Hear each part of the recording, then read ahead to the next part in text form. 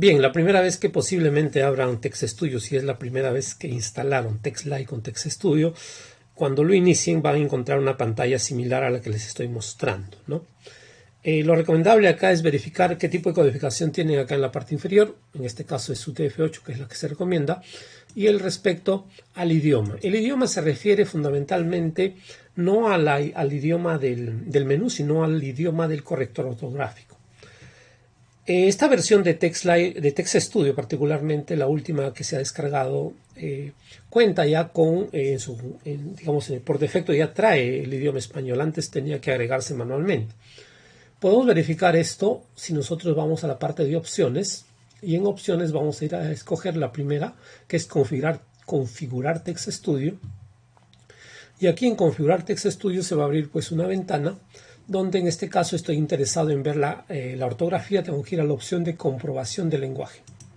En la comprobación del lenguaje pueden ver que aquí dice corrección ortográfica, directorio de diccionarios de ortografía. Si ustedes se dan cuenta, está una ruta que es básicamente donde ha instalado el TextStudio, y dentro de esa carpeta donde he instalado hay otra carpeta que se llama Dictionaries, donde realmente están todos los diccionarios. Podemos verificarlo con el explorador. Si nosotros vamos a usar el explorador, aquí Program Files x86, aquí está TextStudio, y dentro de TextStudio está lo que son diccionarios. Pueden ver que tenemos diferentes opciones de diccionarios, y justamente esas opciones aparecen acá en esta lista desplegable que nos permite seleccionar pues el diccionario de corrección ortográfica. En nuestro caso pues seleccionamos el español. En el eventual caso que no tuvieran el diccionario, pueden importarlo y de esta forma obtener el diccionario en cuestión. Digamos, eso se hacía usualmente antes porque el TextStudio no traía el diccionario en ese directorio.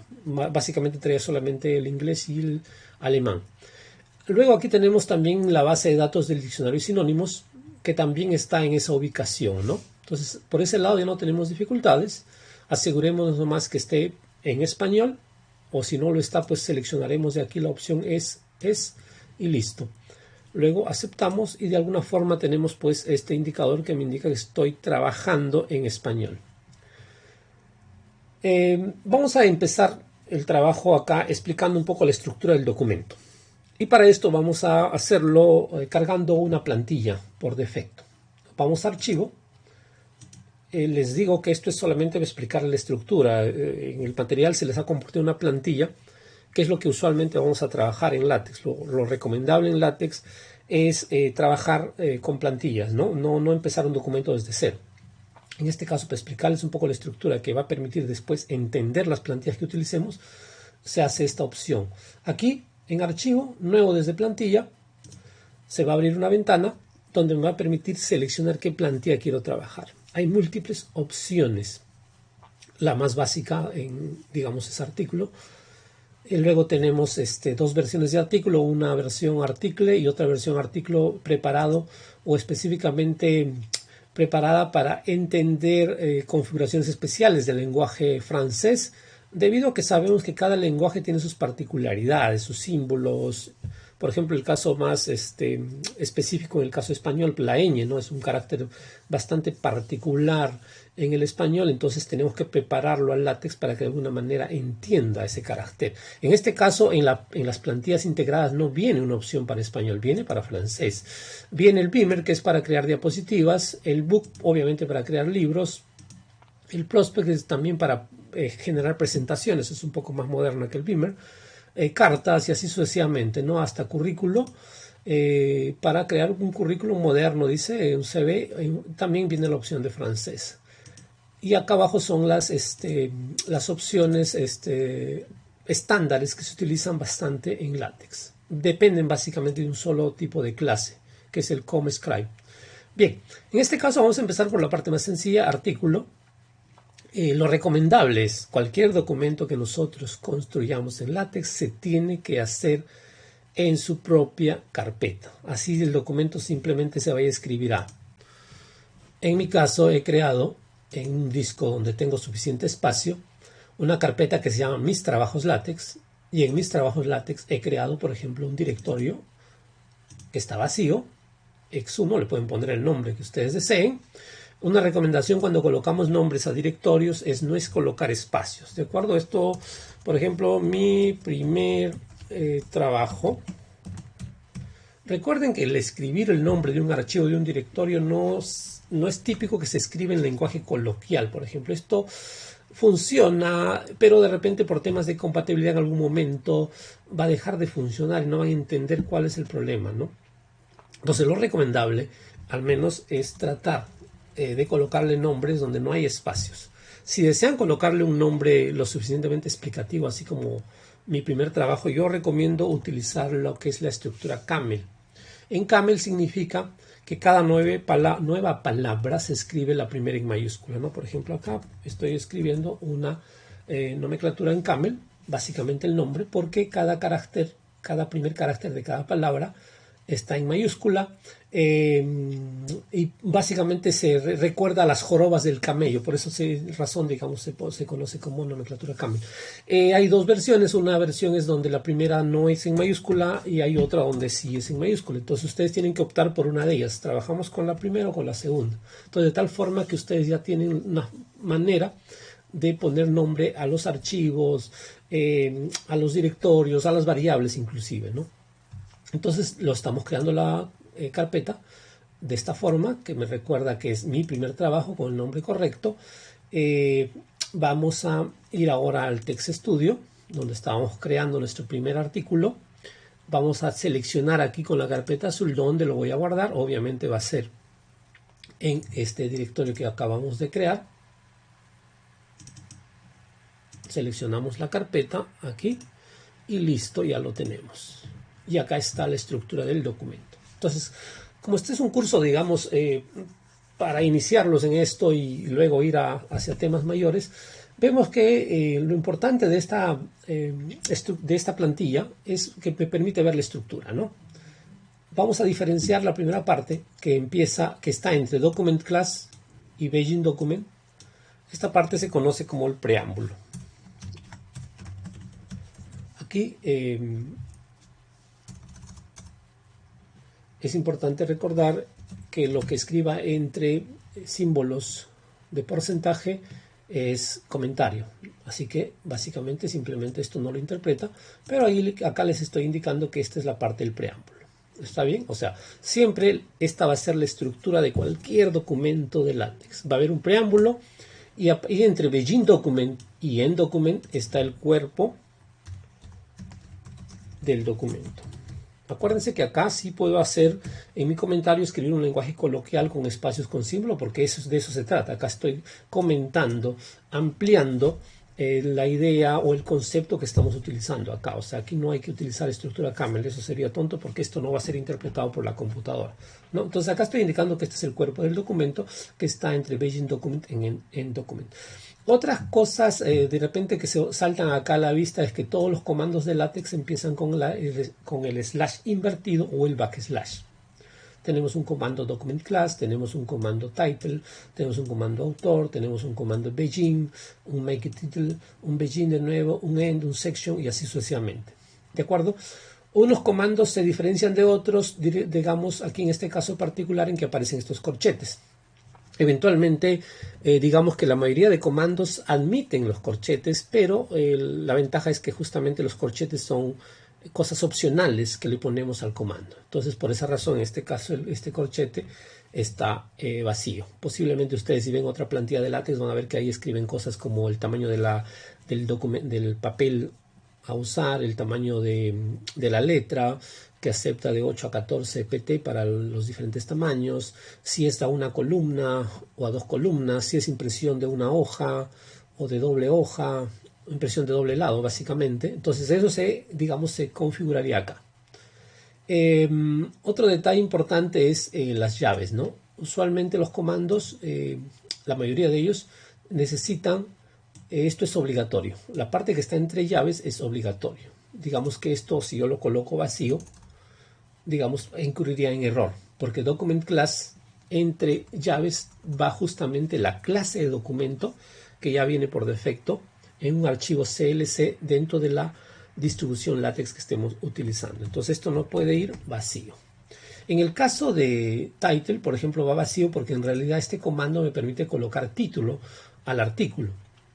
Y el título puede estar vacío, pues porque al final es una cadena de caracteres y un espacio es una cadena de caracteres. ¿De acuerdo? Entonces, pero acá le vamos a colocar mi primer artículo, mi primer documento. De nuevo, esto es texto plano, así que pueden escribir lo que deseen. En autor, obviamente, hay que colocar el nombre del que está ejecutando esta plantilla o haciendo este artículo. Y listo. Básicamente es esto. Entonces tenemos la estructura de un documento básico, document class, begin document y end document. Y luego esto ya lo podemos compilar. Esta plantilla es completamente funcional. ¿Se dan cuenta? He hecho clic acá. Por ejemplo, aquí este es un error típico. Por favor, observen, esto es importante que haya pasado. De repente es una de las debilidades del Text Studio, ¿no? Si ustedes se dan cuenta, yo he abierto este artículo, lo he creado, ¿de acuerdo? Es importantísimo, esto es sumamente importante porque la mayoría de veces que a veces me llaman, me dicen, oye, no corre, lo cambio y no pasa nada. Es que si ustedes se fijan abajo, no está ustedes ven otro nombre en realidad. Yo no puedo escribir this I can write on file PDF, porque en realidad esto, a pesar que está abierto, esto está compilando un archivo anterior que estuve trabajando. Este es un error bastante típico. Entonces lo que deben hacer ustedes al momento de crear su documento es ir a opciones, ir a documento principal y decirle, oye, yo quiero trabajar, establecer el documento actual como documento principal. Quiero trabajar con este documento. Porque en realidad, a pesar que no está abierto, está trabajando con el documento previo que tuvimos. En su caso no va a pasar la primera vez al menos, porque es la primera vez que lo abren, es el primer documento que crean y por defecto se va a colocar en este. Ahora si yo compilo, van a ver que el comportamiento es diferente, ¿no? Fíjense acá, ya se generó el documento. Realmente no hay mucho. Acá podemos ver que el título que está acá es el que aparece aquí. Ya es una configuración por defecto la forma que aparece este título. Debajo aparece Francisco Segura y acá la fecha. Si yo desearía que no aparezca fecha, pondría date. Acuérdense que los comandos empiezan con carácter invertido y pongo en blanco. Simplemente esto compilo y ya va a desaparecer la fecha porque simplemente en realidad la fecha no es que no aparezca, está ahí, pero de alguna forma está en blanco, ¿no? Ahora, por ejemplo, este es el PDF que ha salido. Si nosotros nos fijamos, para explicarles otro error típico, este es donde he grabado mi primer trabajo. Solamente he creado este archivo. Los demás, estos aux, log y este archivo de acá, son archivos auxiliares y la salida es este artículo de acá. ¿De acuerdo? Ahora lo voy a abrir con un visor de PDF que yo tenga ahí. O sea, con algún tipo de software que maneje PDF, en mi caso lo estoy usando Sumatra. Si se dan cuenta, este es el PDF, que al final ya no depende de LaTeX, que lo podría distribuir y entregar. Vamos a suponer que ustedes están verificando y dicen, perfecto, salió bien, y lo abrieron con algún visor que ustedes tengan en su computadora. Y luego van a compilar nuevamente. Vamos a hacer un cambio acá. Por ejemplo, aquí en lo que es sección, aparece 1, porque es esta sección, y aparece 1, porque así está configurado, pero aparece solamente 1 porque en la sección no hay, digamos, ningún nombre. Podríamos colocar acá introducción y de repente colocar nuevamente alguna sección donde coloquemos antecedentes, por ejemplo. Estamos escribiéndolo mal, el corrector ortográfico me ayuda. Entonces ahora va a aparecer 1 y 2. Miren lo que pasa. Voy a compilar esto y fíjense que se ha compilado porque lo tengo abierto desde en el Sumatra. Esa es la ventaja de utilizar este visor Sumatra PDF. ¿Está bien? O sea, puedo usarlo el Sumatra y va a trabajar normalmente. No me va a dar error. ¿Está bien? Ahora vamos a suponer, obviamente, posiblemente no tengan el Sumatra ustedes. Les recomiendo que lo descarguen. El Sumatra es un visor PDF bastante liviano. Y puede abrir en realidad cualquier tipo de archivo, abre libros electrónicos, abre DJBU, que son formatos también que se comparten usualmente los libros. Entonces les recomiendo bastante trabajar con el Sumatra. Por esta facilidad, o sea, el Text Studio no me da error cuando trabajo con el Sumatra. Pero imagínense que ahora ustedes lo van a abrir con otro visor de PDF que tengan por defecto. Por ejemplo, acá tengo otro visor de PDF que es el PDF Action Viewer, que es otro programa para ver archivos de PDF que se parece bastante al Adobe. Este lo utilizo porque me permite hacer anotaciones en los PDF. Entonces yo lo tengo abierto con este PDF, este es otro error típico, y vamos a compilar el documento, ¿no? Digamos, hacemos los cambios, podemos colocar otra sección, o inclusive sin hacer cambios, pero vamos a, para ver el tema de los cambios, acá de nuevo sale en rojito, lo corrijo, lo voy a compilar, y acá por ejemplo me sale un error, ¿no se dan cuenta?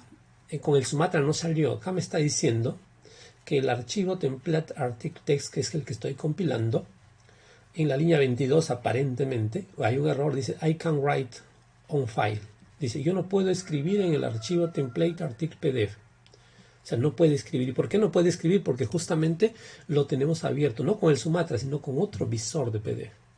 Entonces, ¿esto cómo se soluciona? No es un error del documento, es un error de que no puede escribir un archivo. Obviamente, si un archivo está en uso, no se puede sobreescribir, a no ser que sea el Sumatra. Lo cierro y ahora sí se va a compilar. Obviamente, ustedes están viendo que el TextStudio tiene su visor, ¿no? Que es su visor integrado, pero de repente ustedes quieren, a veces lo abren para verificar alguna cosa, cómo se va a ver hacia afuera. Entonces aquí tenemos pues básicamente terminamos este video donde se les ha explicado la estructura del documento y algunos errores típicos con los que se van a encontrar. Posiblemente acá se discuta que todavía esto está en abstract, que debería ser resumen, porque no hemos hecho ningún cambio. El objetivo de esta presentación es mostrarles un poco la estructura del documento. Todos los documentos van a empezar siempre con document class y termina en begin document todo el preámbulo. Y luego entre begin document y end document vamos a tener todo el cuerpo del documento. ¿Qué podamos hacer en cada uno de ellos? En preámbulo pues colocamos declaraciones que afectan de manera global a todo el documento y en begin document ya es realmente el contenido del documento.